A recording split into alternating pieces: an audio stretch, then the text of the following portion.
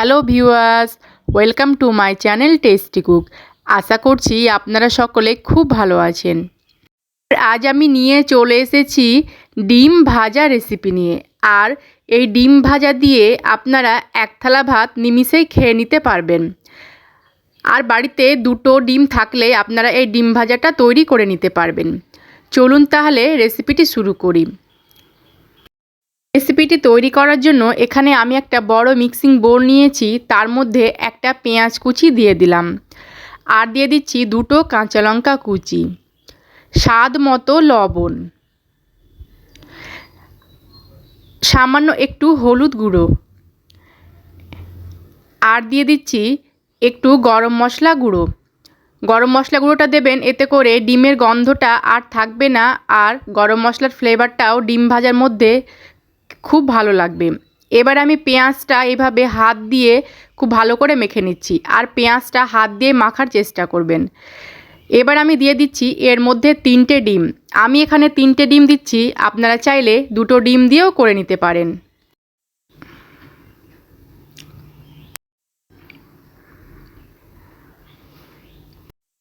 এবার আমি এর মধ্যে দিয়ে দিচ্ছি কিছুটা পরিমাণ ধনেপাতা কুচি আর দিয়ে দিচ্ছি ছোটো চামচের হাফ চামচ চিলি ফ্লেক্স, আর ঝালটা আপনারা আপনাদের স্বাদ বুঝে ব্যবহার করবেন।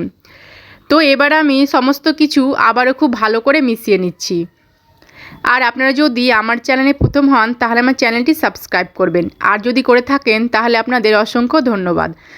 ডিমটা আমার ফেটানো হয়ে গেছে। এবার আমি গ্যাসে একটা কড়াই বসিয়েছি, তার মধ্যে 2 টেবিল চামচ সর্ষের তেল দিয়ে দিয়েছি। তেলটা গরম হয়ে গেছে। এবার আমি ডিমের মিশ্রণটা তেলের মধ্যে ঢেলে দিচ্ছি, আর গ্যাসের ফ্লেমটা লো টু মিডিয়ামে করে এই ডিমটা ভেজে নেব। তো প্রথমে আমি নিচের সাইডটা হতে দেব। তো নিচের সাইডটা একটু হয়ে গেছে, এবার আমি ডিমটা উল্টিয়ে দেব।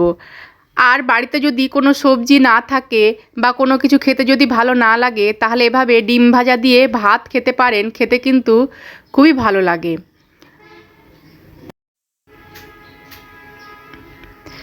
তো ডিমটা আমি উল্টিয়ে দিলাম, এবার নিচের সাইডটাও ভেজে নিচ্ছি।